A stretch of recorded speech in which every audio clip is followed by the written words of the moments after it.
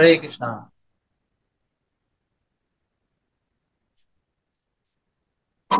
গতদিন আমরা দেখলাম জনক রাজার দৃষ্টান্ত দিলেন ভগবান। রাজা জনক তিনি একজন রাজা হয়ে ঋষি ছিলেন। প্রভু। ঋষি ঋষি হলেও রাজা হলেও তিনি ঋষি অর্থাৎ আধ্যাত্মিক জীবন যাপন করতেন। এরকম যা করতেন তা ভগবানের জন্য করতেন। এবং তিনি ঋষি হলেও বনে জঙ্গলে চলে যাননি, তিনি রাজ্য পরিচালনা করেছেন। অর্থাৎ জাগতিক যা যা দায় দায়িত্ব নির্বাহ করেছেন, তো ছেড়ে দিয়ে চলে যান। ঋষি হলে আমরা সাধারণত মনে করি কি উনি বনে চলে যাবেন, হিমালয়ে চলে যাবেন, কিন্তু এক্ষেত্রে দেখা যাচ্ছে তিনি রাজ্য পরিচালনা করছেন, সংসার করছে, মানে জাগতিক কর্মকাণ্ডে তিনি আছেন, তার দায় দায়িত্বগুলো তিনি ত্যাগ করেন। তো তার দৃষ্টান্ত দেওয়া হচ্ছে যে ওনার ভিতরে বৈরাগ্য থাকলেও তিনি বাইরে সেই বৈরাগ্য প্রদর্শন করেননি। এরকম আমরা দেখি পুণ্ডরিক বিদ্যানিধির ক্ষেত্রেও। পুণ্ডরিক বিদ্যানিধি উনি একজন রাজা ছিলেন। বিদ্যানিধি দেখে অনেক বিষয়ই মনে হতো তাকে, কিন্তু ভিতরে তিনি ছিলেন পরম বৈরাগ্যবান। তো এইভাবে সমাজের শ্রেষ্ঠ ব্যক্তিরা তারা আমাদেরকে দায় দায়িত্ব পালন করার জন্য দৃষ্টান্ত স্বরূপ আচরণ করেন। কৃষ্ণ সেরকম। ভগবান বলছেন যে আমার কিছু পাওয়ার নেই, হারাবারও নেই, তারপরও আমি এই জগতে কর্ম করি। কারণ আমি যদি বৈরাগ্য অনুশীলন করি, বৈরাগ্য প্রদর্শন করি, সব ছেড়ে চলে দিই, তাহলে সবাই আমাকে ফলো করবে। আর ফলো করে সমাজে বিশৃঙ্খলা দেখা যাবে। কারণ এই বর্ণাশ্রম ব্যবস্থা, এটার উদ্দেশ্য হচ্ছে সমাজে শৃঙ্খলা আনা। তা আমি যদি এই বর্ণাশ্রম ব্যবস্থাকে পরিত্যাগ করি, তাহলে সমাজের শৃঙ্খলা নষ্ট হয়ে যাবে,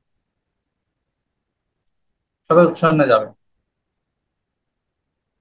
অলস মস্তিষ্ক শয়তানের কারখানা হবে। এজন্য সবাই যার যার কর্মে ব্যস্ত থাকলেই ভালো।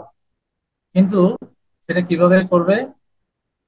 ভগবত সেবার উদ্দেশ্যে এই কর্ম তিনি প্রয়োগ করবেন, এভাবে অন্যদেরকে পথ দেখাবেন। আজকের অংশটা হচ্ছে আমাদের 25 থেকে 30, ভগবত সেবাময় কর্ম করে জ্ঞানীগণ অন্যদের পথ দেখাবেন। চৈতি পড়ো। ভগবৎ সেবায় ভগবৎ সেবাময় কর্ম করে জ্ঞানীগণ অন্যদের পথ দেখাবেন। শ্লোক 25 থেকে 30। হে ভারত, অজ্ঞানীরা যেমন কর্মের ফল ভোগের বাসনায় কর্ম করে, তেমনি জ্ঞানীরা ফলাসক্তিবিহীন কর্ম করে সকলকে অনুপ্রাণিত করবেন। হে অর্জুন, বদ্ধজীব মোহে অত্যন্ত আচ্ছন্ন। জড় প্রকৃতির ত্রিগুণের দ্বারা সবকিছু ক্রিয়াশীল হয়, কিন্তু জীব সেই ত্রিগুণের কার্যকে নিজের কাজ বলে মনে করে এবং আমি কর্তা এইরকম অভিমান করে এবং ভোগ সুখাত্মক কর্মে প্রবৃত্ত হয়। কিন্তু তত্ত্বজ্ঞানী ব্যক্তি এভাবে বিভ্রান্ত হয়ে ইন্দ্রিয় সুখ ভোগের জন্য লিপ্ত হন না। তিনি সাধারণ মানুষকে তাদের কর্মত্যাগের উপদেশ দিয়ে তাদের বিচলিত করেন না। হে পার্থ, তোমার সমস্ত কর্ম আমাতে অর্পণ করো। এভাবে অপ্রাকৃত চেতনায় স্থিত হয়ে মমতা, কাম ও ক্রোধ শূন্য হয়ে তুমি যুদ্ধ করো। বিশ্লেষণ: জড় বাসনায় আবদ্ধ জীব ইন্দ্রিয় সুখের জন্য কর্ম, ফল কামনা যুক্ত কর্ম অর্থাৎ সকাম কর্ম করে। তার ফলে কর্মবন্ধনে বিজড়িত হয়। সেজন্য জ্ঞানীদের কর্তব্য হচ্ছে অনাসক্ত হয়ে ভগবত চেতনাময় কর্ম করে সাধারণ মানুষকে নিষ্কাম কর্ম সম্পাদনে উৎসাহিত করা। জড়দেহ ভগবানের নির্দেশনায় জড় প্রকৃতির তৈরি। চিন্ময় আত্মা যখন জড় বিষয় সম্ভোগ করতে চায় তখন তাকে জড়দেহে প্রবেশ করতে হয়। সে তখন জড় দেহটিকেই আমি বলে মনে করে। এইভাবে মিথ্যা অহং বোধে সে আচ্ছন্ন হয়। জড় প্রকৃতির তিনটি গুণ হচ্ছে সত্য, রজ এবং তম। এই ত্রিগুণের তাড়নায় দেহটি জাগতিক কর্ম সম্পাদন করে। কিন্তু মহাচ্ছন্ন হয়ে জীব ভাবে এইসব কাজের কর্তা আমি। প্রকৃতপক্ষে চিন্ময় আত্মার বৃত্তি হচ্ছে ভগবৎ সেবা। ইন্দ্রিয় ভোগাদি সমস্ত কাজ জড়গুণের কার্য। কিন্তু সব কিন্তু জীব মিথ্যা অহংকারে আচ্ছন্ন হয়ে নিজেকে জড় গুণজাত কার্যের কথা বলে ভাবে। কিন্তু সে যখন তার দেহ মন বুদ্ধিকে ভগবান শ্রীকৃষ্ণের সেবায় উৎসর্গ করে তখন তার অন্তর কলুষমুক্ত পবিত্র হয়।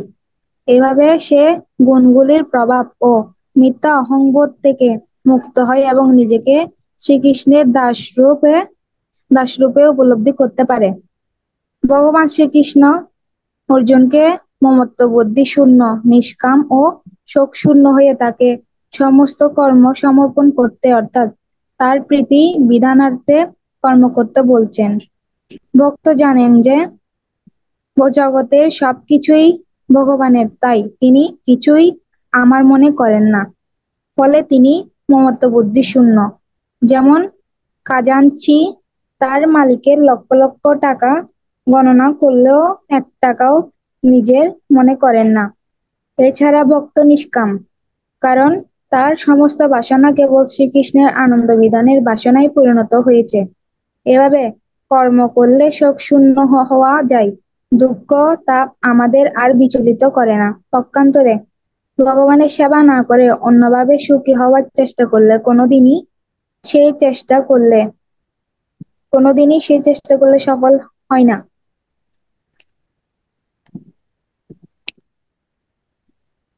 হুম। এখানে শ্লোকের মধ্যে বলা হচ্ছে, জড় প্রকৃতির দ্বারা সবকিছু ক্রিয়াশীল হয়, কিন্তু জীব মনে করে আমি কর্তা, এভাবে অভিমান করে। প্রকৃতি ক্রিয়মাণানি গুণ কর্মাণি অহংকার বিমূঢ়াত্মা কর্তা অহম ইতি মন্যতে। অহংকার বিমূঢ়াত্মা, অহংকারে বিমূঢ় ব্যক্তি কর্তা অহম, আমি কর্তা ইতি মন্যতে, এরকম করে বা এরকম মনে করে। আসলে প্রকৃতি সবকিছু করছে, কিন্তু আমরা মনে করছি আমি করছি। আমি মনে করছি আমি এই ব্যবসায় এত লাভ করলাম, আমি মনে করছি আমি এই সংসারে এত স্থাপনা করলাম, আমি মনে করছি আমি ভালো রেজাল্ট করলাম। আসলে প্রকৃতি আমাকে সুযোগ করে দিয়েছে, প্রকৃতি করছে, যে কারণে আমি করতে পেরেছি। পড়াশোনা কিন্তু সবাই করে, কিন্তু ফার্স্ট হয় একজন।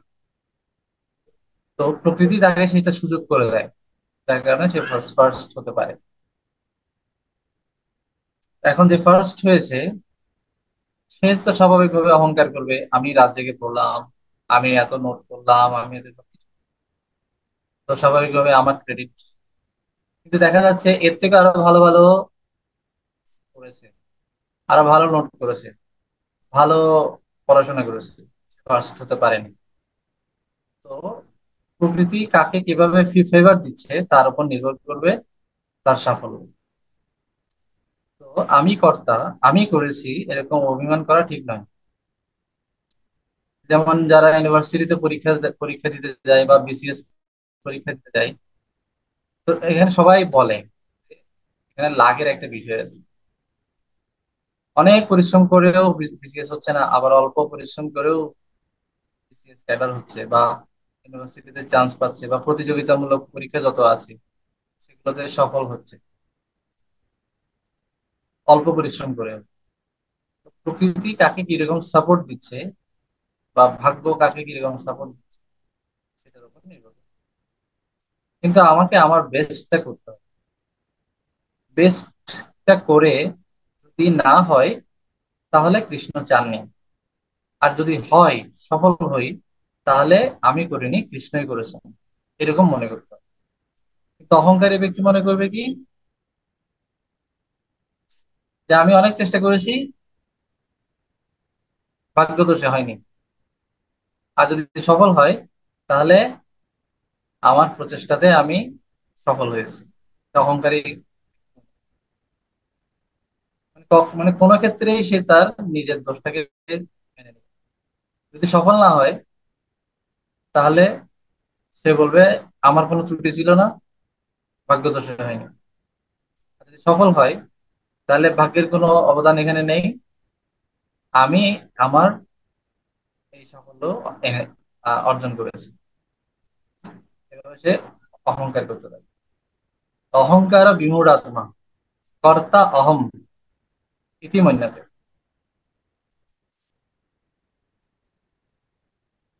ভগবান বলছেন যে তুমি এরকম করো না, তুমি তুমি ভাবো এই কর্ম আমিই করাচ্ছি, আর আমার জন্য তুমি করছো, তাই আমাকেই অর্পণ করো। এভাবে তুমি মমতা, কাম, ক্রোধ শূন্যকে যুদ্ধ করো। মমতা মানে এখানে মায়া মমতা বা দরদকে বোঝানো হয়নি। মমতা মানে হচ্ছে মমত্ব, আমার ভাব, এটাকে বলা হচ্ছে মমত্ব। মমতা বলতে যেটা মায়া মমতা, স্নেহ, ভালোবাসা, এটাকে বোঝানো হয়নি। ভালোবাসা শূন্য হতে বলেননি ভগবান।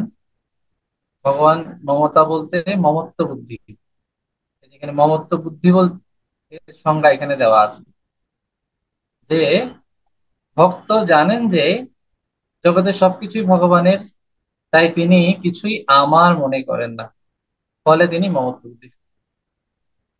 তাহলে মমত্ব বুদ্ধি মানে কি? আমার বলে মনে করা। আর মমত্ব বুদ্ধি শূন্য মানে কি? আমার বলে মনে না করা সবকিছু ভগবানের। ঠিক যেরকম একটা খাজানজি, খাজানজি মানে ক্যাশিয়ার। আমরা দেখি কি, ব্যাংকে ক্যাশিয়ার লাখ লাখ টাকা গুনে বেড়াচ্ছে, তার হাত দিয়ে অনেক টাকা লেনদেন হয়, খাজানজি। কিন্তু সে নিজের এগুলো কোনো কিছুকে এক নিজের টাকা বলে মনে করে না। তো মমত্ব বুদ্ধির শূন্য মানে কি? খাজানজি যেরকম মনে করে যে এই টাকাগুলো সব ব্যাংকের, মানুষের, হুম, মানুষের কাছে ব্যাংকের আমানত, এগুলো দায়বদ্ধতা আছে, এগুলো একটা টাকাও আমার না। ঠিক একইভাবে আমাদের মনে করা উচিত কি, এই জগতে যত সম্পত্তি আছে সব ভগবানের, আমার যত সম্পত্তি আছে সব ভগবানের। এগুলো ভগবান আমাকে দিয়েছে কেন? যাতে তার সেবায় লাগে। এটা শুধু আমাকে সুরক্ষা দেওয়ার জন্য দেওয়া হয়েছে, এগুলো যেন আমি ভগবানের সেবায় ব্যবহার করি। আমার বলিতে প্রভু আর কিছু নাই, তুমি মাত্র আমার পিতা, বন্ধু, ভাই। তোমার সেবার তরে উপার্জিত ধন। তো আমরা যে ধন উপার্জন করছি সেগুলো ভগবানের সেবার তরে। এভাবে ভক্তিবিনোদ ঠাকুর একটা ভজনে লিখেছেন যে আমার বলতে কিছুই নেই, আমার যত ধন সম্পদ, আত্মীয় স্বজন, পরিবার পরিজন সবকিছু হচ্ছে ভগবানের জন্য এবং তার সেবায় সেগুলো ব্যবহার করব। ভগবানের সেবাতে আমরা বিষয় গ্রহণ করব, ঠিক এই কেশিয়ারের মতো। এটাকে বলা হচ্ছে মমত্ব বুদ্ধি শূন্য। তো মমতা শূন্য মানে দয়া মায়া শূন্য না। মমতা শূন্য মানে হচ্ছে মালিকানা বোধ থাকবে না। এখান থেকে আমরা এটা শিখলাম। উদাহরণ, ক্যাশিয়ার, খাজানজি। 31 থেকে 32, আকাশ। শ্লোক 31 থেকে 32। স্বেচ্ছাচারীদের জীবন বৃথা। হে অর্জুন, নির্মৎসর ও শ্রদ্ধাবান হয়ে যিনি আমার নির্দেশ অনুসারে কর্তব্য কর্ম সম্পাদন করেন তিনি কর্মবন্ধন হতে মুক্ত হন। কিন্তু অসুয়াবশত যারা আমার এই নির্দেশ পালনে অবহেলা করে তারা বিমূঢ় হয়ে সমস্ত জ্ঞান থেকে বঞ্চিত হয় এবং তাদের সকল প্রচেষ্টাই ব্যর্থ হয়। বিশ্লেষণ: জগতে আমরা অনেক ধনী, মানি, বিদ্বান এবং ক্ষমতাশীল ব্যক্তিকে দেখি, কিন্তু যারা ভগবানের প্রতি অত্যন্ত ঈর্ষা, বিদ্বেষ পরায়ণ, কৃষ্ণ ভাবনার প্রতি বিমুখ, সমস্ত প্রয়াস সত্ত্বেও তাদের জীবন সম্পূর্ণ নিষ্ফল ও ব্যর্থ হয়। কৃষ্ণ ভাবনামৃত শাশ্বত, নিত্য এবং সমগ্র বৈদিক জ্ঞানের সারমর্ম। একে বর্জন করে কেউই জীবনের সার্থকতা লাভ করতে পারে না। এমনকি তথাকথিত পণ্ডিতেরাও, যারা শ্রীকৃষ্ণের প্রতি ঈর্ষাবশত শ্রীকৃষ্ণকে পূজ্য রেখে ভগবত গীতার ভাষ্য লিখেছেন, তারাও কোনো দিন গীতার যথার্থ মর্ম উপলব্ধি করতে পারেন না। কিন্তু অতি সাধারণ মানুষও তার সাধ্যানুসারে সাধ্যানুসারে শ্রদ্ধার সঙ্গে কৃষ্ণ ভক্তির অনুশীলন করলে অচিরেই ভববন্ধন থেকে মুক্ত জীবন সার্থক করতে পারে। ভগবানের নির্দেশ অবহেলা করলে সকল প্রচেষ্টা এবং জীবন ব্যর্থ হয়। ভগবানের কি নির্দেশ?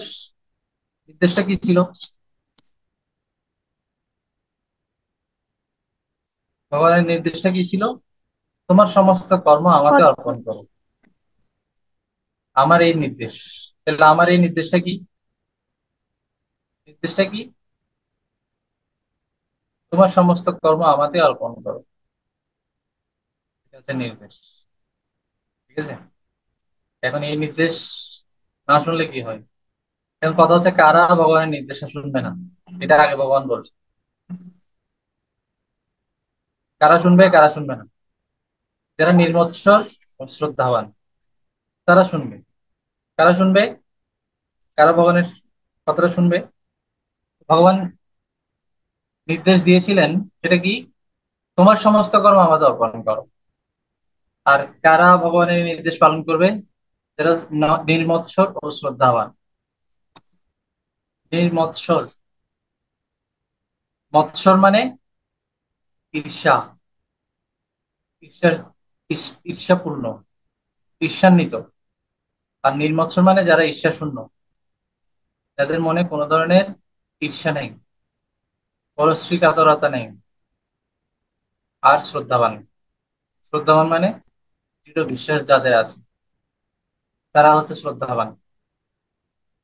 আর কারা এই ভগবানের নির্দেশ পালন করবে না? যাদের মনে ঈর্ষা আছে আর বিমূঢ়। তো মানে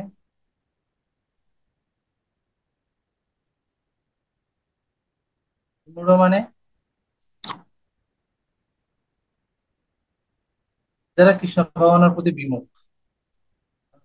বিশ্লেষণে বলা হচ্ছে, বিমূঢ় কারা ভগবানের কথা শুনবে না? যারা ঈর্ষা পরায়ণ, ঈর্ষা বিদ্বেষ পরায়ণ। আর প্রভু, অসূয়াপন্ন মানে কি? হ্যাঁ, অসূয়াপন্ন। অসুয়া, অসুয়া মানে ওই মৎসর, একই কথা। দুইটা একই শব্দ, একই মিনিং, সিনোনিম আর কি, সমার্থক শব্দ। ঈর্ষা যে কথা, মাৎসর্য একই কথা, অসুয়া একই কথা। ঈর্ষা বিদ্বেষ হচ্ছে অসুয়াপূর্ণ। আর বিমূঢ় মানে হচ্ছে কৃষ্ণ ভাবনার বিমুখ, কৃষ্ণ ভাবনার প্রতি বিমুখ। তারা হচ্ছে বিমূঢ়। তাদের জীবনটা ব্যর্থ হয়ে যায়, তাদের সকল প্রয়াসও ব্যর্থ হয়ে যায়। সকল প্রয়াস মানে কি? সকল প্রচেষ্টা ব্যর্থ হয় মানে কি? তার এত বড় বড় ডিগ্রি, এত টাকা, এত জনগণ, সব মৃত্যুর সময় তার এগুলো কোনো কাজে লাগে না, ব্যর্থ হয়ে যায়। সে পিএইচডি ডিগ্রিধারী, তার কোটি কোটি ব্যাংক ব্যালেন্স, অনেক আত্মীয় স্বজন, অনেক জনবল, অনেক এত বড় গাড়ি, বাড়ি, এত স্বর্ণালঙ্কার, কিছুই সে নিয়ে যেতে পারবে না।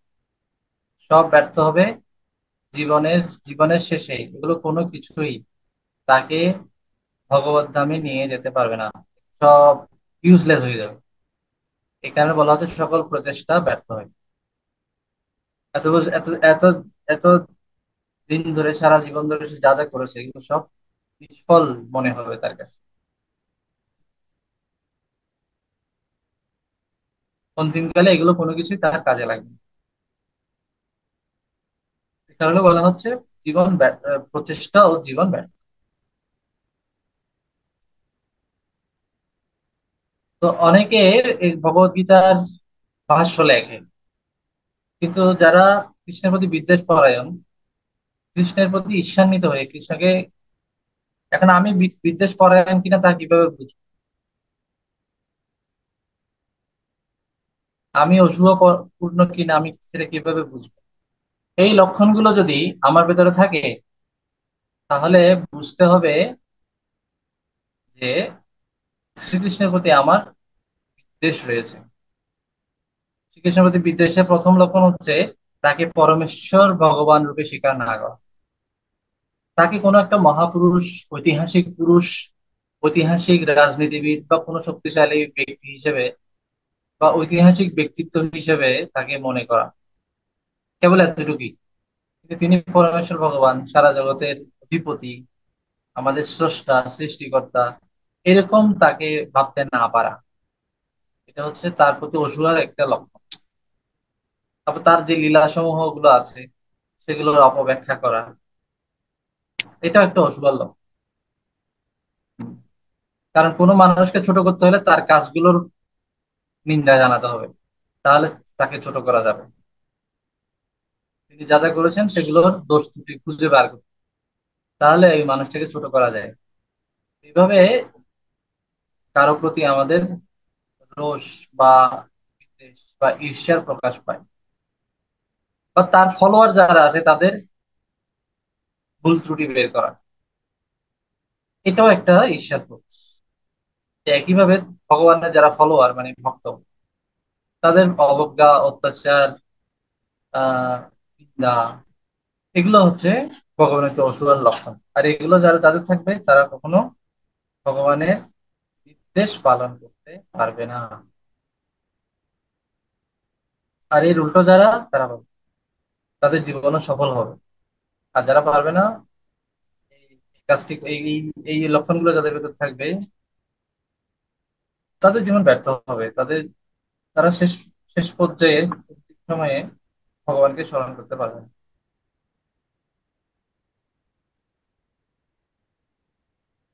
তো এরকম অনেকে আছে যারা ভগবত গীতার ভাষ্য লিখেছেন, ভগবানকে, কৃষ্ণকে পরমেশ্বর ভগবান বলে স্বীকার করেন না। তারা যতই ভগবত গীতার ভাষ্য লিখবে, তাদের এই ভাষ্য কখনোই মানুষের হৃদয় পরিবর্তন করতে পারবে না। এরকম অনেকের গীতার ভাষ্য লিখেছেন, কিন্তু সেগুলো পরে মানুষ ভক্ত হয়নি। প্রভুপাদের এত সরল, সহজ সরল, একদম সিম্পল ভাবে লিখেছেন, তাতেই মানুষের জীবন পরিবর্তন, সারা সারা বিশ্বে মানুষের জীবন পরিবর্তন। সবাই অন্তত এটা জানতে পারছে যে কৃষ্ণ পরমেশ্বর ভগবান। ভগবানটা কে এটা স্পেসিফিকলি বোঝা যাচ্ছে, কিন্তু অন্যদের লেখা পড়ে সেটা বোঝা যায় না অ্যাকচুয়ালি ভগবানটা কে। তো এটা হচ্ছে মধুর বোতল চাটার মতো। বাইরে থেকে একটা মধুর বোতল চাটলে যেমনটা হয়, সেইভাবে কেউ যদি ভগবানকে, কৃষ্ণকে পরমেশ্বর ভগবান স্বীকার না করে, তাহলে তার গীতা পড়াটা হচ্ছে ঢাকনা না খুলে মধুর বোতল চাটার মতো। সকলেই এমনকি দিব্যজ্ঞান এই সকলে এমনকি জ্ঞানবান ব্যক্তিও নিজ স্বভাব প্রবৃত্তির তাড়নায় কর্ম করতে বাধ্য হয়। সুতরাং দমন করে কি লাভ?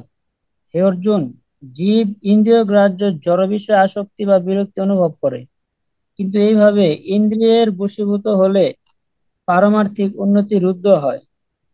নিষ্ঠা সহকারে স্বধর্ম আচরণ করা উচিত। স্বধর্ম ত্যাগ করে পরধর্ম উত্তম রূপে আচরণ করাও ভালো। স্বধর্ম পালন করতে গিয়ে মৃত্যুকে বরণ করা ভালো, তবু পরধর্ম আচরণ অত্যন্ত ভয়াবহ। বিশ্লেষণ: গুণ ও কর্মানুসারে বর্ণবিভাগ রয়েছে। প্রতিটি বর্ণের মানুষের জন্য নির্দিষ্ট শাস্ত্রবিহিত স্বধর্ম রয়েছে। প্রত্যেকের নিষ্ঠা সহকারে স্বধর্ম পালন করা উচিত। তা না হলে সমাজ ব্যবস্থায় ভয়াবহ বিশৃঙ্খলা দেখা দিতে পারে। যেমন শতগুণে অবস্থিত ব্রাহ্মণ অহিংসা পরায়ণ, কিন্তু রজগুণে প্রভাবিত ক্ষত্রিয় হিংসার পথ গ্রহণ করতে পারেন, অর্থাৎ যুদ্ধ করতে পারেন। ব্রাহ্মণের অনুকরণ করে সমাজ রক্ষায় ব্রতী ক্ষত্রিয়ের অহিংসা হওয়া উচিত নয়। পূর্ণ কৃষ্ণ ভাবনাময় স্তর হচ্ছে অপ্রাকৃত। এখানে জড়গুণের ক্রিয়া নেই, ফলে গুণানুযায়ী স্তর বিভাগ নেই। সেজন্য যারা অপ্রাকৃত স্তরে অধিষ্ঠিত হয়েছেন তারা কৃষ্ণ সেবার জন্য যে কোনো স্তরের আচরণ করতে পারেন। কিন্তু যাদের বুদ্ধি প্রাকৃত স্তরে প্রাকৃত জড়স্তরে আবদ্ধ, তাদের উচিত নিজ কর্ম ও গুণ অনুসারে স্বধর্ম পালনের মাধ্যমে ধীরে ধীরে কলুষমুক্ত হয়ে সুপ্ত কৃষ্ণ চেতনা বিকশিত করা। হরে কৃষ্ণ। এখানে বলা হচ্ছে স্বভাব প্রবৃত্তির তাড়নায় কর্ম করতে বাধ্য হয় অনেক জ্ঞানবান ব্যক্তি, সুতরাং দমন করে লাভ কি? ইন্দ্রিয় গ্রাহ্য বিষয় জড় বিষয়ে আসক্তি বিরক্তি অনুভব করে জীব। আসক্তি বিরক্তি বলা হয় রাগ এবং দ্বেষ। রাগ মানে কি? আসক্তি, অর্থাৎ ভালো লাগা। আর দ্বেষ মানে কি?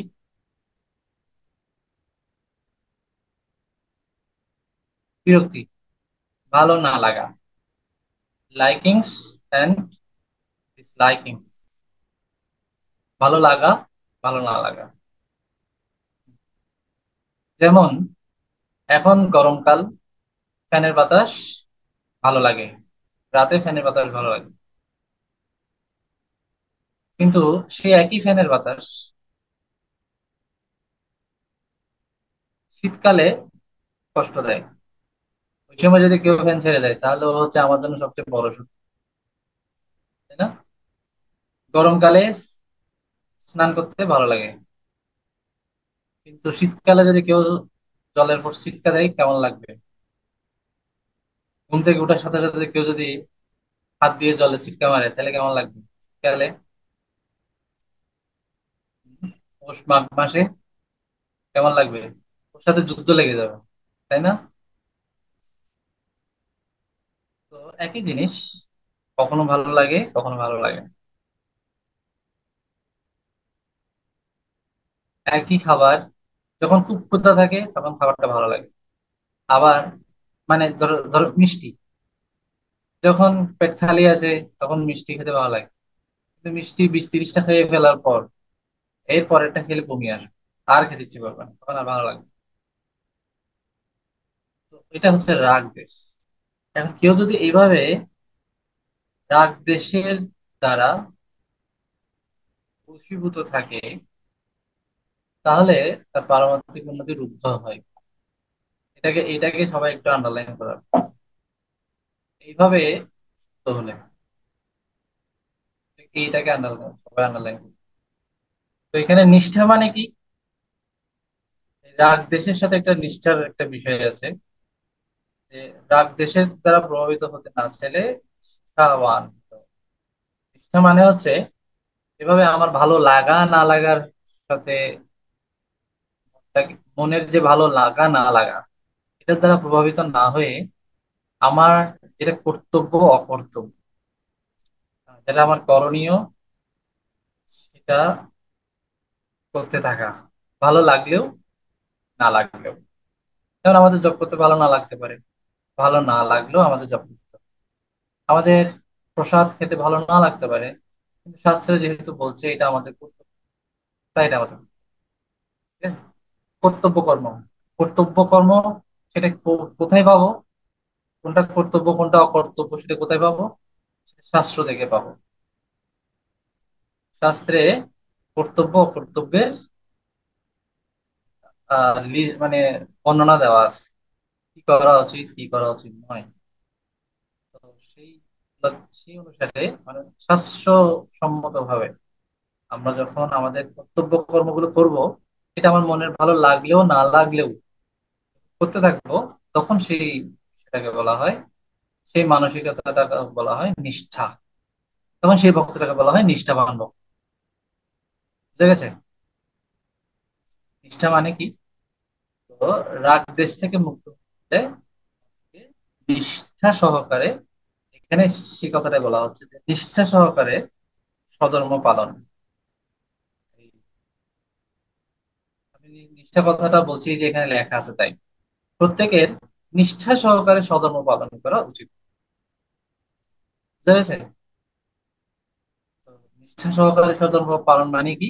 এই যে আসক্তি বিরক্তির দ্বারা প্রভাবিত না হওয়া। কেউ যখন কৃষ্ণ ভাবনায় উন্নত স্তর লাভ করেন, তখন তিনি যে কোনো স্তরের আচরণ করতে পারেন। তার জন্য পুরো সব সব আচরণই হচ্ছে স্বধর্ম। কিন্তু পূর্ণ স্তরে না যাওয়া পর্যন্ত তাকে অবশ্যই বর্ণাশ্রম ধর্ম অনুসরণ করতে হবে, যেটা আমরা আগে জেনেছি। ঠিক আছে? শুদ্ধ ভগবত ভগবানময় যারা, তাদের কোনো কর্তব্য কর্তব্যের বাধ্যবাধকতা থাকে না। কিন্তু যারা সেই স্তরে যায়নি, অতটা উন্নত হয়নি, আমরা যারা সাধারণ লোক, তাদেরকে আমাদের আশ্রম অনুসারে, আমাদের আহ পরিবার পরিবেশ সম্পর্ক অনুসারে আচরণ করি। এখন অর্জুন প্রশ্ন করবে যে আমরা চাইলেও কেন পারি না? কে আমাদেরকে বাধা দেয় এই সধর্ম আচরণ করতে? আমাদেরকে কে বাধা দেয়, মানে আমাদের নিষ্ঠাকে, এক কথায় আমাদের নিষ্ঠাটাকে কে নষ্ট করে দেয়? অনেকে বলে, প্রভু কয়েকদিন আমি খুব নিষ্ঠা সহকারে সবকিছু করি, এরপর আবার এলোমেলো। এটা কে করে? কিসের কারণে হয়? এখানে সেই উত্তরটা পাওয়া যাবে। আমাদের নিষ্ঠাটাকে কে নষ্ট করে দেয়? কর্তব্য কর্ম পালনের যে নিষ্ঠা, না আমরা কোনো আসক্তি বিরক্তির দ্বারা প্রভাবিত হব না, আমরা শাস্ত্রে যা বলছে সে অনুসারে করতে থাকবো, কয়েকদিন করি, এরপরে আবার ঢিল হয়ে যায়। কখনো ভক্তি কখনো থাকে, এরপরে তরলা হয়ে যায়। কেন হয়? নিষ্ঠা কেন থাকে না সবসময়? কেন ভক্তি ঘন থাকে না? লুজ কেন হয়ে যায়? দৃঢ় কেন থাকে না? ঢিলা কেন হয়ে যায়? এর কারণ, তাহলে নিষ্ঠা কেন নষ্ট হয়? 36 থেকে 37 আমরা পাচ্ছি। 36 থেকে 37। আকাশ। শ্লোক 36 থেকে 37। কাম জীবের পরম শত্রু। অর্জুন জিজ্ঞাসা করলেন, হে ঋষি বংশ প্রদীপ, দেখা যায় মানুষ কেন অনিচ্ছা সত্ত্বেও পাপ আচরণ প্রবৃদ্ধ হচ্ছে? কে তাদের এভাবে বলপূর্বক অন্যায় কর্মে নিয়োজিত করে? উত্তরে ভগবান শ্রীকৃষ্ণ বললেন, হে অর্জুন, রজোগুণ থেকে উৎপন্ন কাম হচ্ছে সেই শক্তি যা মানুষকে এই রকম পাপ কর্মে প্রবৃত্ত করে। কাম ক্রোধে পরিণত হয় এবং জীবকে অধঃপতিত করে। কাম সর্বগ্রাসী, মহাপাপময়। জেনে জেনে রেখো যে কামই জীবের প্রধান শত্রু। বিশ্লেষণ: ভগবান নিত্যকাল আনন্দময় লীলাবিলাসে মগ্ন। তার চিন্ময় আনন্দ বিলাস বর্ধনের জন্য তার থেকে জীবসত্তা সমূহের প্রকাশ হয়েছে। প্রতিটি জীবই তার নিত্যকালের সেবক। প্রতিটি জীবের অন্তরে রয়েছে শাশ্বত কৃষ্ণ প্রেম। প্রত্যেক জীবকে তিনি স্বাধীন ইচ্ছা দিয়েছেন। জীব যখন এই স্বাধীনতার ব্যবহার করে ভগবানের সেবার পরিবর্তে নিজের ইন্দ্রিয় সম্ভোগে আকৃষ্ট হয়, তখন সে অধঃপতিত হয়। জড়জগতে এসে জড় প্রকৃতির রজগুণের প্রভাবে এই শুদ্ধ ভগবত প্রেম বিকৃত যৌন বাসনা বা কামে পরিণত হয়। ঠিক যেমন দুধ দইয়ে পরিণত হয়, এইভাবে জীবের শুদ্ধ চেতনা কামে আচ্ছাদিত হয়, তার সমস্ত জ্ঞান লুপ্ত হয়। তখন জীব ইচ্ছা অনিচ্ছায়, কাম ক্রোধের লালসায়, তাড়নায়, নানাবিধ অমঙ্গলজনক পাপকর্মে লিপ্ত হয়ে পড়ে। এই জড় জগতে কামই হচ্ছে প্রতিটি জীবের চির দুর্জয় শত্রু আছে। তো এই অংশটা খুব গুরুত্বপূর্ণ, যে আমরা একটু আগে জানলাম যে নিষ্ঠা মানে কি। নিষ্ঠা মানে হচ্ছে আমাদের যে কর্তব্য কর্ম, সবারই কর্তব্য কর্ম হচ্ছে ভগবত সেবা, এবং সেই ভগবত সেবাটা যে যার যার বর্ণ আশ্রম অনুসারে করবে। যে যার আশ্রম অনুসারে যা যা কর্ম সেটা ভগবানের জন্য করবে, এটাই ভগবত সেবা। ঠিক আছে? সবাই একই কাজ করবে না। এখানে বলা হচ্ছে ব্রাহ্মণ ব্রাহ্মণের কাজ করবে, ক্ষত্রিয় ক্ষত্রিয়ের কাজ করবে, স্টুডেন্ট স্টুডেন্টের কাজ করবে, ব্যবসায়ী ব্যবসায়ীর কাজ করবে, গৃহিণী গৃহিণীর কাজ করবে, যে যার যার কাজটাই করবে, কিন্তু সেটা দিয়ে শিল্পী শিল্পীর কাজ করবে। হ্যাঁ, গায়ক গায়কের কাজ করবে, বাদক বাদকের কাজ করবে। মানে যে যা করছে বৈধভাবে, সেটাকে সে ভগবানের সন্তুষ্টির জন্য ব্যবহার করে। এটাকে বলা হচ্ছে কর্তব্য কর্ম মাধ্যমে ভগবত সেবা, বা ভগবানের কর্মে কর্ম অর্পণ। এটা ভগবানের নির্দেশ ছিল। ঠিক আছে? ভগবানের নির্দেশ কি? তোমার সমস্ত কর্ম আমাকে অর্পণ করো। এটা হচ্ছে নির্দেশ। এই নির্দেশটা আমরা নিষ্ঠা সহকারে পালন করি। এখানে মনের ভালো লাগা না লাগা এ প্রশ্রয় দেব না। এখন কথা হচ্ছে, কখন এই নিষ্ঠাতে যে দৃঢ় সংকল্প সেটা নষ্ট হয়ে যায়। কে কে নষ্ট করে? আমাদের স্বাধীন ইচ্ছা। কিভাবে নষ্ট হয়? কামের প্রভাবে। সেই কামটা কি? ভগবানের সেবা পরিবর্তে নিজের যে সম্ভব, এটা একটা পাপ আচরণ। পাপ বলতে যে মানুষ খুন করা বা এগুলোকে বোঝায় না। কেবল এগুলোকে বোঝায় না, এগুলো তো চরম লেভেলে। হ্যাঁ, এগুলো তো মানে এক্সটার্নালি প্রকাশ পায়। ইন্টারনালি কি? যে আমি নিজের স্বার্থের জন্য কিছু করছি, এটাকে বলা হয় কাম। কাম মানে কি? পরের স্বার্থে না, আমার নিজের স্বার্থে আমি কিছু করছি, নিজের ইন্দ্রিয়ের সম্ভোগ বা নিজের তৃপ্তি, যেখানে আমার স্বার্থ জড়িত, সেটাকে বলা হচ্ছে কাম। তো স্বাধীন ইচ্ছার অপব্যবহার করে জীব এরকম স্বার্থপর হয়ে হয়ে ওঠে। যখন এরকম হয় তখন ব্যক্তির নিষ্ঠা নষ্ট হয়ে যায়। আর এই কাম আসে থেকে, কামের উৎস কি? আমরা দেখছি যে এই বিশুদ্ধ কাম রজগুণ থেকে আসে। এই কাম রজগুণ থেকে আসে। এই কামই জীবকে পাপাচরণে উদ্বুদ্ধ করে। যদিও আমরা হচ্ছে অংশ, ভগবানের অংশ, কিন্তু অংশ অংশ হিসেবে আমাদের কাজটা ছিল ভগবানের সেবা করা। অংশের কাজ হচ্ছে পূর্ণের সেবা করা। কিন্তু এর এই পূর্ণের সেবা না করে আমরা করছিটা কি? নিজেদের সেবা করছি। এটাই হচ্ছে কাম। আর তখন জীব মায়ার কবলে পড়ে যায়। এই তখন জীবের যে প্রেম, সেটা রজগুণের প্রভাবে কামে পরিণত হয়। কাম আসে রজগুণ থেকে। প্রেম যখন রজগুণের প্রভাবে প্রভাবিত হয় তখন সেটা কামে পরিণত হয়। ঠিক যেরকম দুধ তেঁতুলের সংস্পর্শে আসলে তখন এটা দইয়ে পরিণত হয়। দুধের মধ্যে যদি একটু টক দিয়ে দিই, তখন সেটা দইয়ে পরিণত হয়। তো এই হচ্ছে অবস্থা। এই টকটা কি? টকটা হচ্ছে রজগুণ। আর দুধটা হচ্ছে কি? বিশুদ্ধ প্রেম। আর দইটা কি তাহলে? এই বিশুদ্ধ প্রেমের সাথে যখন রজগুণ মিশ্রিত হয়, রজগুণ মিশ্রিত মানে হচ্ছে স্বার্থ। স্বার্থ, নিজের স্বার্থপরতা যখন মিশ্রিত হয় তখন দইয়ে পরিণত হয়। এই কারণে ভগবান বলেছেন মমতা বুদ্ধি শূন্য হও। মমতা বুদ্ধি শূন্য মানে কি? আমি আগে বলেছি মমত্ব মানে কি? আমার, আমি আমার এরকম ভাব, যেটাকে আমি একটু আগে বলছি স্বার্থ। ঠিক আছে? মমতা বুদ্ধি শূন্য হলে তখন আমাদের প্রেমের উদয় হবে। আর মমতা বুদ্ধি থাকলে রজগুণ কাজ করবে তখন। আর প্রেম কাজ করবে না, কাম কাজ করবে। হৃদয়ের যে ভাব সেটা হবে কামে প্রবৃত্ত। আর যদি কেউ সেলফলেস হয়, মমত্ব বুদ্ধি শূন্য মানে হচ্ছে সেলফলেস, নিঃস্বার্থ। আর কাম মানে হচ্ছে এখানে স্বার্থপরতা আছে, সেলফিশনেস। কথাটা কি বোঝা যাচ্ছে? আশা করি এগুলো বোঝা যাচ্ছে না, ক্লিয়ার হচ্ছে? মমত্ব শূন্য মানে হচ্ছে আমি সেলফলেস, আমি আমার ভাব। মমত্ব মানে আমি, আমার মানে হচ্ছে আমার, মমত্ব মানে হচ্ছে আমার ভাব। মমত্ব বুদ্ধি, আমার যে চেতনা, আমার যে ভাব। মমত্ব বুদ্ধি শূন্য মানে হচ্ছে সেলফলেস, নিঃস্বার্থ, আমার ভাব নেই, যা করছি মানুষের কল্যাণে, ভগবানের জন্য।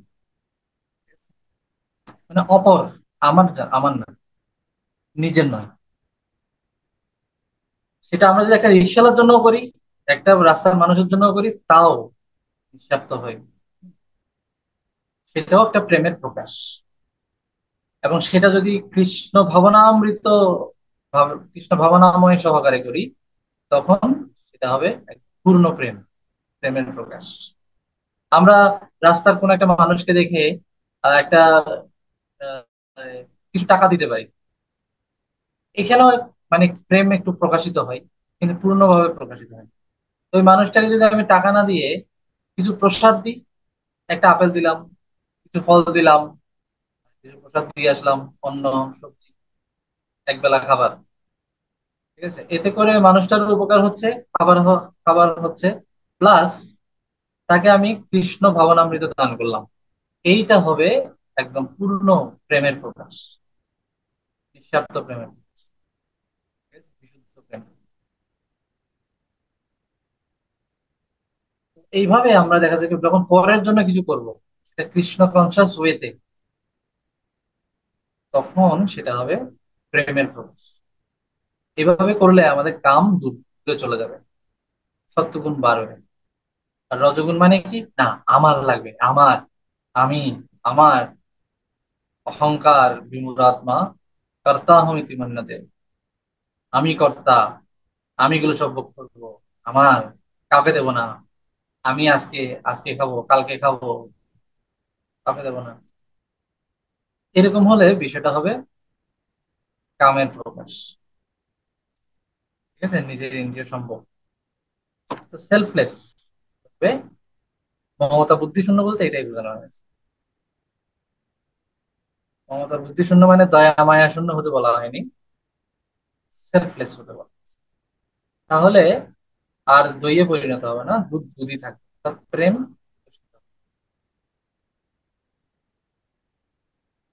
আচ্ছা, এখন আমরা দেখব 38 থেকে 40। এই কাম আমাদের জ্ঞানকে আবৃত করে রাখে, আমাদের ভেতরে যে কৃষ্ণ প্রেম বা কৃষ্ণ বা দিব্য জ্ঞান জীবের ভেতরে আছে, সেটাকে আবৃত করে রাখে কাম। কাম তিন ভাবে জীবের জ্ঞানকে আবৃত করে রাখে, সেটা আমরা একটু দেখবো। 38 থেকে 40, চৈতি।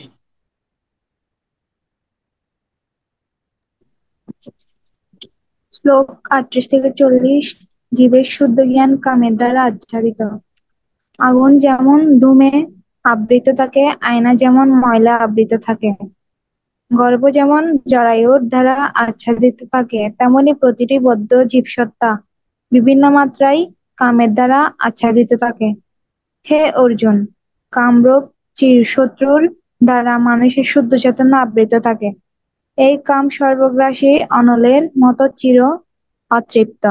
কামের আশ্রয়স্থল হচ্ছে ইন্দ্রিয়সমূহ, মন এবং বুদ্ধি। কাম এদের মাধ্যমে দেহাভিমানী জীবের প্রকৃত জ্ঞানকে আবৃত করে রাখে আর জীবকে বিমোহিত করে। বিশ্লেষণ: প্রতিটি জীবের অন্তরে রয়েছে শুদ্ধ ভগবৎ প্রেম, কিন্তু এই ভগবৎ ভক্তিও শুদ্ধ চেতনা বিকৃত কামের দ্বারা আবৃত হইয়াছে। ঠিক যেমন ময়লার দ্বারা আয়না আচ্ছাদিত থাকে, যে জীব যত বেশি মাত্রায় কাম আসক্ত, তার চেতনা তত মলিন। এই বিষয়ে গাছের উদাহরণ দেওয়া যেতে পারে। গাছগুলি প্রত্যেকেই একটি জীব, কিন্তু তারা কামে এত আসক্ত যে তাদের চেতনা প্রায় লোপ পেয়েছে। প্রকৃতপক্ষে জড়জগতে প্রতিটি বদ্ধজীবের প্রধান চালিকা শক্তি হচ্ছে কাম। সবকিছুর কেন্দ্র হচ্ছে যৌন আকর্ষণ। এই জন্য জড়জগৎকে বলা হয় মৈথুনাগার। জীব কৃষ্ণ সেবায় বিমুখ হওয়ার ফলে যৌন শৃঙ্খলা আবদ্ধ হয় এবং এই মূর্ধনাঘারে পতিত হয়, কিন্তু এই কাম চির অতৃপ্ত। ঘি দিয়ে যেমন আগুন নেভানো যায় না, বরং আরো প্রজ্বলিত হয়, তেমনি কামকে কখনো তৃপ্ত করা যায় না, বরং এই জড়জগৎ রূপ কারাগারে বন্দিশালার মেয়াদ বৃদ্ধি পায়। কাম তাই জীবের শত্রুস্বরূপ এবং সমস্ত দুঃখের উৎস। কলুষিত চিত্তকে মার্জন করার ফলে আবার শুদ্ধ চেতনা লাভ করা যায়। যেমন ধুলো পড়া দর্পণকে মার্জন করলে ক্রমশ উজ্জ্বল প্রতিবিম্ব দেখা যায়। শ্রবণ কীর্তনাদি ভক্তির অঙ্গগুলি চিত্তদর্পণ মার্জন করার পন্থা। কৃষ্ণভক্তি অনুশীলনের ফলে কাম পুনরায় শুদ্ধ ভগবৎ প্রেমে পরিণত হয়, চেতনা নির্মল হয়। ক্রোধকেও ভগবানের সেবায় নিয়োগ করা নির্মূল করা যায়। যেমন মহাভক্ত হনুমান ক্রোধকে শ্রীরামচন্দ্রের সেবায় নিয়োগ করেছিলেন। এখানে ভগবান শ্রীকৃষ্ণ অর্জুনকে তার ক্রোধ প্রয়োগ করে যুদ্ধের মাধ্যমে ভগবৎ সেবায় উৎসাহিত করছেন। পরের শ্লোক দুটিতে তিনি নির্দেশ করছেন কিভাবে এই দুর্বার শত্রু কামকে জয় করা যায়। এখানে বলা হচ্ছে জীবের শুদ্ধ প্রেম কামের দ্বারা আচ্ছাদিত থাকে। এখানে তিনটা উপমা দেওয়া হয়েছে যে কামের যে এই যে আচ্ছাদন, কাম মানে আমরা কি বলছি, কি বললাম, স্বার্থপরতা, ইন্দ্রিয় সুখ ভোগের চেষ্টা। কাম মানে শুধু যৌনবাসনাকে বোঝানো হয় না, এটার চরম পর্যায়ে হচ্ছে যৌনবাসনা, কিন্তু সব ক্ষেত্রেই কামের বিস্তার রয়েছে। নিজের স্বার্থপরতা, নিজের খুশি, নিজের ভালো থাকা, এই যে চিন্তাটা, অন্যরা জাহান নামে গেলে যাক, আমি একটু যেন ভালো থাকি, এই ধরনের মানসিকতাটাকে বলা হচ্ছে কাম।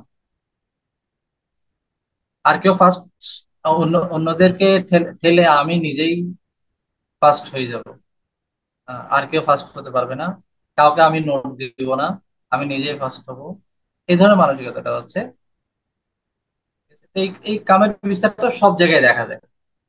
ঠিক আছে, যেটা একটা সৎ মা নিজের সন্তানকে যেভাবে ভালোবাসে, আরেকজনের সন্তানকে সেরকম ভালোবাসে না, এর কারণ হচ্ছে কাম, স্বার্থপরতা, যে আমার ছেলে আর অমুকের ছেলে এরকম, আমার দেশ অমুকের দেশ, অমুকের দেশ গোল্লায় যাক, আমার দেশের জয় জয়কার হোক, এটাও কাম। তো কামের বিস্তারটা সব জায়গায় থাকে। তো এখানে তিনটা লেয়ার, মানে তিন ধরনের তিন ধরনের মাত্রা দেখানো হয়েছে। একটা হচ্ছে হালকা, আর একটা হচ্ছে মিডিয়াম, আর একটা হচ্ছে গাঢ় মাত্রা। যেমন আগুনের উপরে ধোঁয়ার যে আবরণ, এটা কিন্তু খুবই হালকা একটা আবরণ। ধোঁয়া জ্বালার সাথে সাথে কিন্তু আগুনটা চলে যাবে, এই আগুন আগুন একটু জ্বলে উঠলে ধোঁয়াটা চলে যাবে,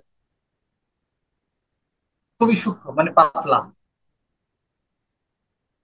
আবার আয়নার উপর যে ময়লা, সেটা কিন্তু স্বাভাবিকভাবে যাবে না, সেটা কিন্তু একটু ডলা দিতে হবে, আর একটু গাঢ়, হ্যাঁ, মিডিয়াম টাইপের গাঢ়। কিন্তু একটা ভ্রূণের উপরে যে জরায়ুর যে আবরণ, গর্ভের উপরে যে গর্ভ বা ভ্রূণ, এর উপরে জরায়ুর যে আবরণ, সেটা কিন্তু ডলা দিলে চলে যাবে না, বা একটু প্রচেষ্টা করলেই ধোঁয়ার মতো উড়ে চলে যাবে না, এটা গাঢ়, এটা সবচেয়ে গাঢ়। ঠিক একইভাবে জীবের উপরে মাত্রা অনুসারে কামের আচ্ছাদন হয়, সবার উপরে কামের আচ্ছাদন কিন্তু সমান নয়। এখানে যে কয়জন আছে, সবার স্বার্থপরতা বা নিজের ভোগ বিলাসের মাত্রা কিন্তু সমান নয়। ঠিক আছে, এক একজনের এক এক রকম, সবার মাত্রা সমান নয়। কারো কারো ক্ষেত্রে শুদ্ধ প্রেম তাড়াতাড়ি বিকশিত হয়, কারো কারো ক্ষেত্রে সময় লাগে। এটা নির্ভর করছে তার উপরে কামের আবরণ বা স্বার্থপরতার আবরণ বা মমত্ব বুদ্ধির আবরণ কত বেশি আছে, সেটার উপর নির্ভর করে। ঠিক আছে, এখানে বলা হচ্ছে যে ব্যক্তি, যে জীব যত বেশি মাত্রায় কাম আসক্ত, তার চেতনাও তত মলিন। মানে বুঝতে হবে, তার চেতনা তত মলিন। কামের প্রভাব তো যত বেশি, চেতনা তত মলিন হয়। অর্থাৎ আমরা যত স্বার্থপরতা প্র্যাকটিস করতে থাকবো, চেতনা, আমাদের মন তত কলুষিত হতে থাকবে। আমরা যত স্বার্থপরতা প্র্যাকটিস করব আর যত উদার হব, তত মন পরিষ্কার থাকবে। কথাটা কি বোঝা যাচ্ছে আমার কথাগুলো? কাম মানে হচ্ছে স্বার্থপরতা। আমরা যত উদার থাকবো, ঠিক আছে, তত আমাদের মন পরিষ্কার থাকবে। আর যত বেশি স্বার্থপর হব, তত চেতনা অর্থাৎ মন মলিন হতে থাকবে। মনে ময়লা জমবে বেশি। আর যত ময়লা জমবে, তত সেটা এই পাতলা থেকে গাঢ়র দিকে চলে যাবে। পরিষ্কার করতে সময় বেশি লাগবে। বুঝা গেছে? এখানে যে তিনটে উদাহরণ দেওয়া আছে, এগুলো হচ্ছে যে আবরণের যে মাত্রা। ঠিক আছে? যে যত নিঃস্বার্থ, যে একদম কম নিঃস্বার্থ হলে তার আবরণটা হচ্ছে ধোঁয়ার মতো, মানে অল্পতেই চলে যাবে সেটা। আর এর থেকে আর একটু গাঢ় হলে একটু ডলা দিলেই বা একটু একটু তপস্যা করলেই হয়ে যাবে। আর যাদের চেতনা আরো একদম বেশি স্বার্থপর, তারা ভক্তি অনেক করলেও সময় লাগবে, সময় লাগবে কৃষ্ণকে উপলব্ধি করতে। তাদের জ্ঞান আবৃত থাকবে বেশি, কৃষ্ণকে সহজে উপলব্ধি করতে পারবে না। বুঝা গেছে? কারণ আমাদের জীবের পরম শক্তি। তা আমি এখন একটা হোমওয়ার্ক দিচ্ছি। হোমওয়ার্ক না, এটা ক্লাস ওয়ার্ক, এখনই করতে হবে। এই কামের বিভিন্ন বৈশিষ্ট্য এই দুইটা অংশে বলা আছে, 36 থেকে 40 শ্লোকগুলোর মধ্যে। সবাই একটা একটা লিস্ট করবে কামের বৈশিষ্ট্য সমূহ। এই দুইটা জায়গায় যা যা পাওয়া যাবে, শ্লোকে বিশ্লেষণে যা যা পাওয়া যাবে, যত রকমের বৈশিষ্ট্য পাওয়া যাবে, সব একটা লিস্ট করবে এখনই। সময় 5 মিনিট, দেখি কার কত লিস্ট আসে। এখন থেকে সময় শুরু। হরে কৃষ্ণ। হ্যাঁ, এটাও হয়। ওই তো, শুদ্ধ ভগবত প্রেম আচ্ছাদিত করার আগে হরে কৃষ্ণ বিমুখ। তারপর আর কিছু আছে?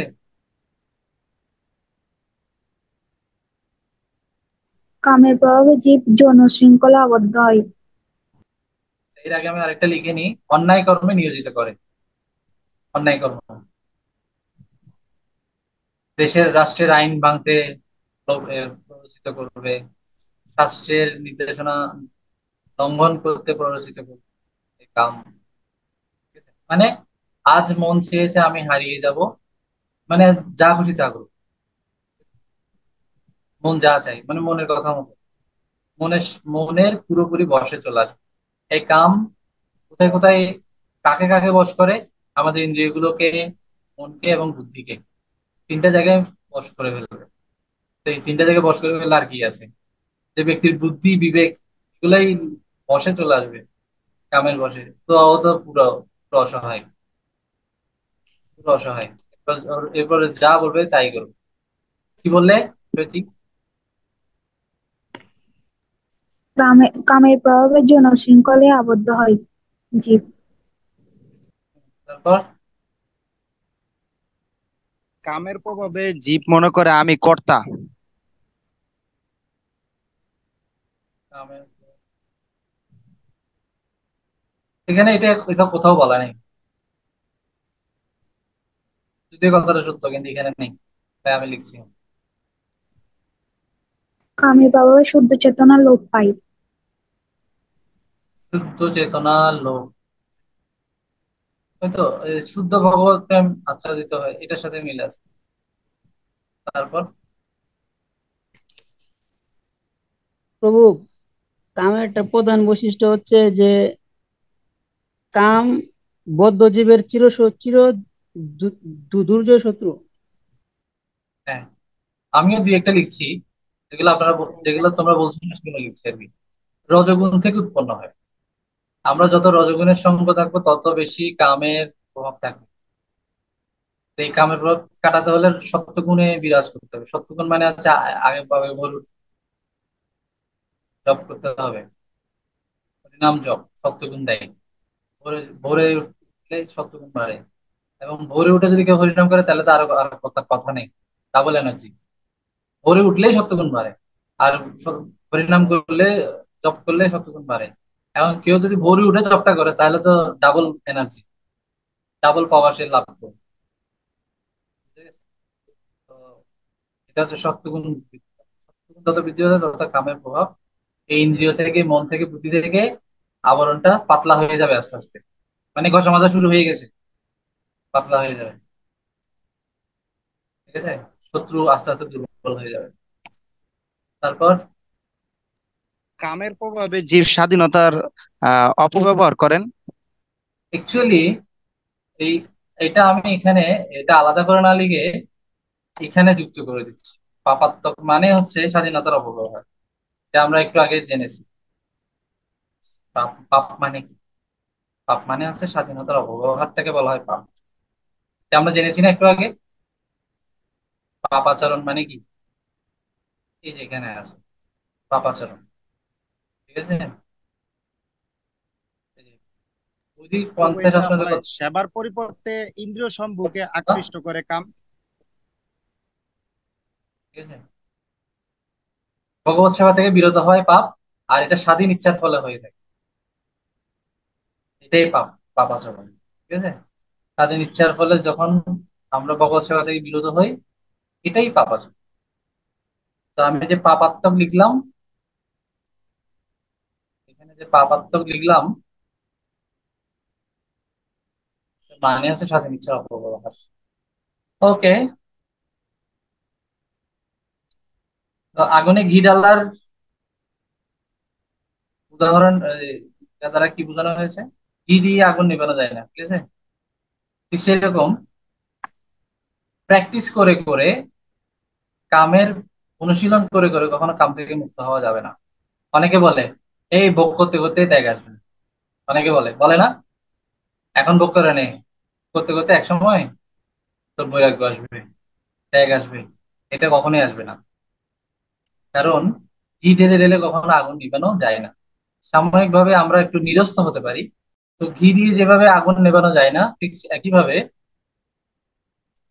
কামকে কাম চর্চার মাধ্যমে, মানে স্বার্থপরতাকে চর্চা করে করে আমাদের বাসনাকে পূরণ করার মাধ্যমে বাসনা শূন্য হওয়া যায় না। ঠিক আছে, এই বাসনাটাকে নিঃস্বার্থ ভাবে ভগবত সেবায় লাগাতে হবে। এখানে উদাহরণ দেওয়া হচ্ছে যে কাম কৃষ্ণ কর্মার্পণে ক্রোধকে কিভাবে লাগিয়েছিল, কামকে কৃষ্ণ ভক্তিতে লাগানো লাগিয়েছে, লাগানো যায়। তারপরে ক্রোধকে ভগবানের জন্য ব্যবহার করা যায়। যখনই যখনই ভগবানের উপরে ভক্তদের উপরে আক্রমণ আসবে, তখন সেই জায়গায় সোচ্চার হওয়া, আন্দোলন করা, এগুলো হচ্ছে ক্রোধের ব্যবহার। আমি খেতে পাচ্ছি না, আমাকে কেন বড়া দেয় নাই, আমাকে কেন মিষ্টি দেয় নাই, আমাকে কেন ছানা বড়টা দেয় নাই, এর জন্য আন্দোলন করা, এটা হচ্ছে কামের ব্যবহার। এই ক্রোধের অপব্যবহার, এর জন্য রাগারাগি, ফাটাফাটি হচ্ছে ক্রোধের অপব্যবহার। আর কামের ক্রোধের সঠিক ব্যবহার কি? তখন যেখানে ভগবানের স্বার্থ, বিষ্ণুদের স্বার্থ ক্ষুণ্ণ হবে, আঘাত আসবে, সেখানে তাকে ব্যবহার করা হচ্ছে ক্রোধের যথার্থ ব্যবহার। আচ্ছা, তো এরকম কে করেছেন? হনুমানজি। হনুমান শ্রী রামচন্দ্রের সেবায় ক্রোধকে ব্যবহার করেছিলেন। তো এইভাবে আমরা দেখছি কামের বিভিন্ন উৎস আছে, কিন্তু এখনো পর্যন্ত ভগবান বলেননি কিভাবে এই কামকে জয় করা যায়। এবার আমরা লাস্ট অংশে চলে আসলাম, কামকে কিভাবে জয় করা যায়। চৈতি পড়ো 41 থেকে 43।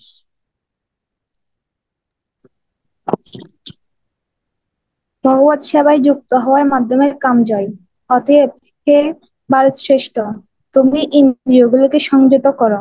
এভাবে সমুদয় জ্ঞান বিজ্ঞান নাশক পাপের প্রতীক এই কামকে বিনষ্ট করো। অর্জুন, তা অসম্ভব নয়। স্থূল জড় পদার্থের থেকে চক্ষু কর্ণাদি ইন্দ্রিয়গুলি শ্রেষ্ঠ।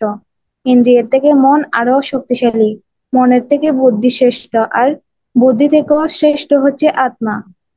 আত্মা জড়, ইন্দ্রিয়, মন ও বুদ্ধির অতীত প্রাকৃত। অতএব হে মহাবাহ, নিজেকে চিন্ময়, স্থূল, জড় ইন্দ্রিয়াদির অতীত জেনে অপ্রাকৃত বুদ্ধির সাহায্যে ভগবৎ পরায়ণ হয়ে নিকৃষ্ট বৃত্তি এই দুর্জয় কাম শত্রুকে জয় করো। বিশ্লেষণ: এখানে ভগবান শ্রীকৃষ্ণ দুর্জয় শত্রু কামকে বিনষ্ট করার পন্থা উপদেশ দিচ্ছেন। ইন্দ্রিয়, মন ও বুদ্ধি হচ্ছে কামের আশ্রয়স্থান। মন হচ্ছে ভোগবাসনা করার কেন্দ্র। প্রথমে ইন্দ্রিয় উপভোগের চিন্তায় মন চঞ্চল হয়। বিক্ষুব্ধ মনে কাম প্রবৃত্তির উদয় হয় এবং বুদ্ধিও কামের দ্বারা উন্মত্ত হয়ে ওঠে। এভাবে জীবের জ্ঞান লোপ পায়, সে আত্মবিস্মৃত হয়। কিন্তু জীবের প্রকৃত স্বরূপ হচ্ছে সে চিরকালের জন্য শ্রীকৃষ্ণের সেবক। তাই জীব যখন শ্রীকৃষ্ণের সেবা করতে শুরু করে, তখন তার বুদ্ধি নির্মল হয়ে ক্রমশ চিন্ময় স্তরে স্থিত হয়। তখন সে শুদ্ধ আত্মা ভগবানের দাসরূপে নিজের প্রকৃত স্বরূপ উপলব্ধি করে। সে তার দেহরূপ স্থূল জড় আবরণকে তার নিজের স্বরূপ বলে মনে করে না। এভাবে কৃষ্ণ ভাবনা জাগরিত হওয়ার সঙ্গে সঙ্গে বিকৃত কাম শুদ্ধ ভগৎ ভক্তিতে রূপান্তরিত হয়। ভগবান এখানে ব্যাখ্যা করছেন যে স্থূল জড়দেহের থেকে ইন্দ্রিয়, ইন্দ্রিয় থেকে মন, মন থেকে বুদ্ধি, আর বুদ্ধি থেকে আত্মা শ্রেষ্ঠ। তাই আত্মাকে যখন পরমাত্মা সেবায় নিয়োগ করা হয়, তখন আপনা থেকেই মন, বুদ্ধি, ইন্দ্রিয় ভগবানের সেবায় নিযুক্ত হয়। চিন্ময় বুদ্ধির সাহায্যে মন ও ইন্দ্রিয়কে ভগবান শ্রীকৃষ্ণের সন্তুষ্টি বিধানের জন্য নিয়োগ করলে আপনা থেকেই মন, বুদ্ধি সম্পূর্ণ শান্ত ও বশীভূত হয়। অন্য কোনো কৃত্রিম পন্থায় তা সম্ভব নয়। শ্রীকৃষ্ণ ভাবনা কৃষ্ণ ভাবনা ও ভক্তি যোগ তাই অত্যন্ত শক্তিশালী। নিষ্ঠা সহকারে ভক্তি যোগ অনুশীলনের ফলে পরম শত্রু কামকে জয় করা যায় এবং শুদ্ধ চেতনা ও সুপ্ত ভগবত প্রেম পুনরায় লাভ করা যায়। হরে কৃষ্ণ। হুম, এটা হচ্ছে সলিউশন। এখানে আবার সেই নিষ্ঠার কথাটা চলে এসেছে যে আমাদের মন এই মুহূর্তে কিন্তু চাইবে না, কারণ মনের মধ্যে কামের অভাব আছে। মন চাইবে না কারো সেবা করতে, কারণ সেবা করা মানে কি? নিঃস্বার্থতার নিঃস্বার্থতার প্রথম লক্ষণ হচ্ছে সেবা করা। যে ব্যক্তি যত নিঃস্বার্থ সে তত বেশি সেবা করবে আরেকজনের, অপরের সেবা করা। আর নিজের সেবা করা হচ্ছে স্বার্থপরতা। অপরের সেবা, অপরের সেবা, অপরের মধ্যে থেকে সবচেয়ে বেশি হচ্ছেন পরমাত্মা। একদম আমার কাছেই আছেন, সবচেয়ে সবচেয়ে বেশি কাছে যে আছেন সেটা হচ্ছে পরমাত্মা। এবং অন্যান্য জীবাত্মার সেবা করা, এটা হচ্ছে অপরের সেবা। তো এখানে ভগবত সেবার কথা বলা হচ্ছে যে আত্মা যখন পরমাত্মার সেবায় নিযুক্ত হয়, তখন মন, বুদ্ধি, ইন্দ্রিয় ভগবানের সেবায় আপনা আপনি যুক্ত হয়। আত্মা কেন নিযুক্ত হতে হবে? কারণ আত্মা হচ্ছে সর্বশ্রেষ্ঠ। ইন্দ্রিয়গুলো থেকে মন শ্রেষ্ঠ, মন থেকে বুদ্ধি শ্রেষ্ঠ, বুদ্ধি থেকে আত্মা শ্রেষ্ঠ। কেউ যখন কেউ যখন নিষ্ঠা সহকারে কোন আত্মা যখন পরমাত্মার সেবায় যুক্ত হয়, তখন বাকিগুলো এমনিতে যুক্ত। তো প্রথমে আমাদেরকে এখানে বলা হচ্ছে, প্রথমে তুমি কি করবে? যে প্রথমে তুমি ইন্দ্রিয়গুলোকে সংযত করো। ইন্দ্রিয়গুলোকে সংযত করো, ইন্দ্রিয়গুলোকে সংযত করো মানে কি? ইন্দ্রিয়ের যা যা অকর্তব্য সেগুলোকে তুমি আগে নিয়ন্ত্রণ করো, প্রথম স্টেপ। অর্থাৎ তুমি আগে কান দিয়ে যা যা শুনতে, সেগুলো কন্ট্রোল করো। চোখ দিয়ে যা যা দেখ, সেগুলো কন্ট্রোল করো। মুখ দিয়ে যা যা খেতে, সেগুলোকে কন্ট্রোল করো। ঠিক আছে? পা দিয়ে যেখানে যেখানে যেতে কন্ট্রোল করো। হাত দিয়ে তুমি যা যা করতে, সেগুলো কন্ট্রোল করো। তুমি আগে যার যার যে যে মানুষগুলোর সাথে কথা বলতে, সেগুলো প্রতিকূল হলে এভাবে আগে ইন্দ্রিয়গুলোকে তুমি কন্ট্রোল, ঠিক আছে? যা যা প্রতিকূল সেসব মানুষগুলোকে বর্জন করো, সেসব পরিবেশগুলোকে বর্জন করো। মন্দির হচ্ছে অনুকূল, ক্লাস হচ্ছে অনুকূল। তারপর দেখা যাচ্ছে কি একই জিনিস দিয়ে আমরা, যেমন মোবাইল, এটা আমার জন্য অনুকূল হলে অনুকূল, প্রতিকূল করলে প্রতিকূল। যেগুলো মোবাইলের ভিতরে যেগুলো প্রতিকূল বিষয়াদি, এগুলোকে তুমি বর্জন করো। এইভাবে আগে প্রথমে আমাদের ইন্দ্রিয়গুলোকে ঠিক করতে হবে। এখানে প্রথমে শব্দটা নেই, তাই আমি সবাইকে বলবো আপনারা লিখেন প্রথমে। এই জায়গায়, এই জায়গায়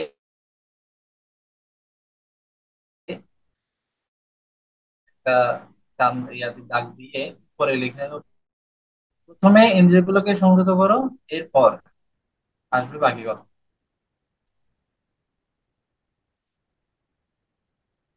আর তুমি ইন্দ্রিয় নাও, তুমি মন নাও, তুমি বুদ্ধি নাও, হচ্ছে আত্মা।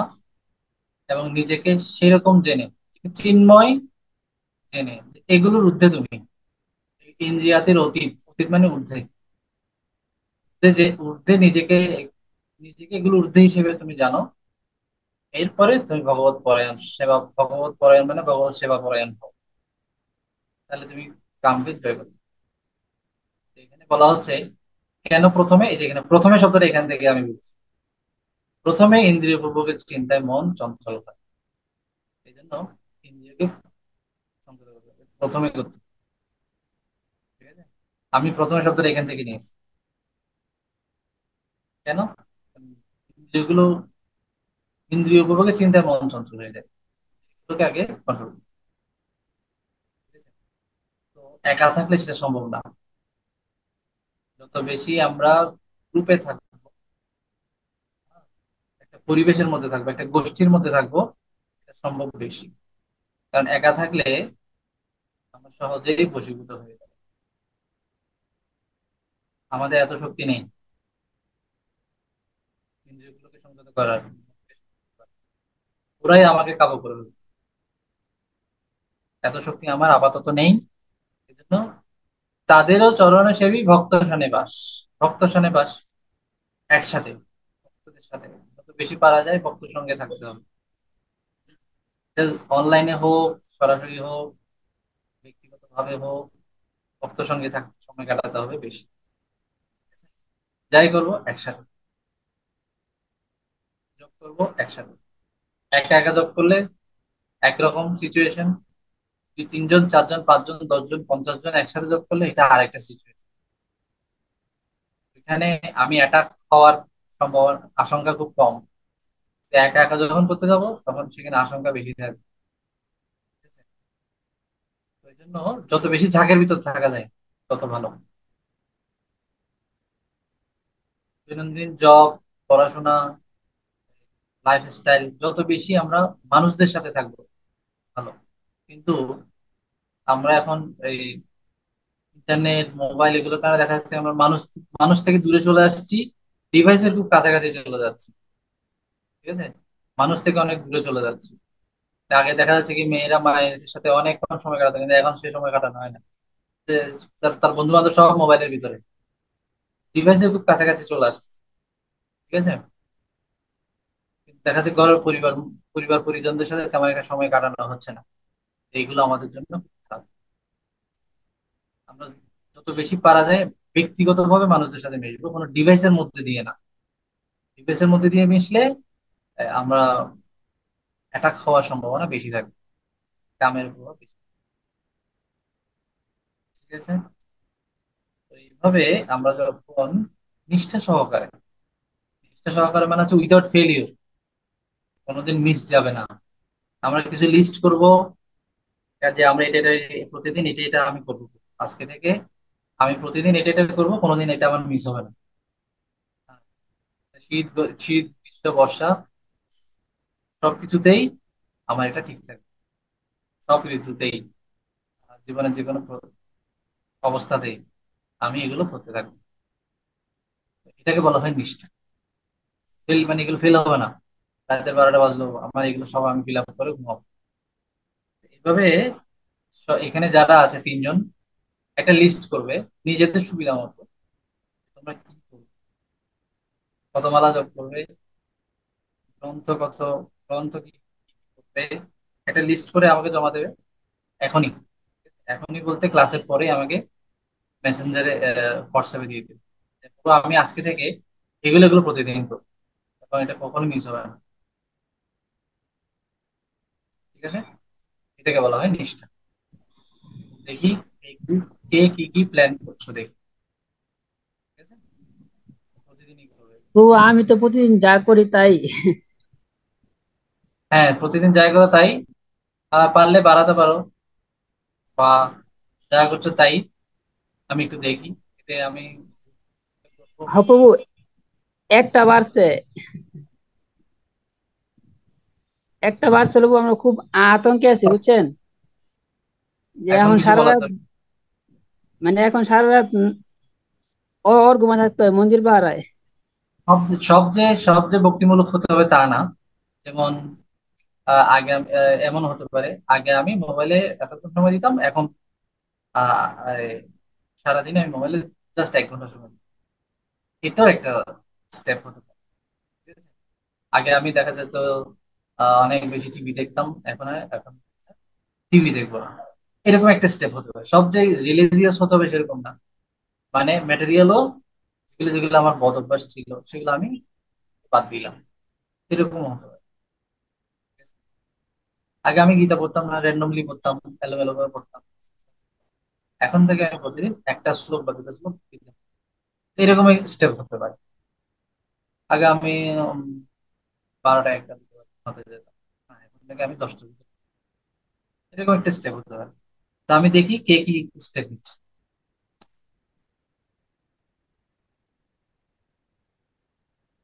মিনিমাম 5 থেকে 10টা স্টেপ আমি দেখি।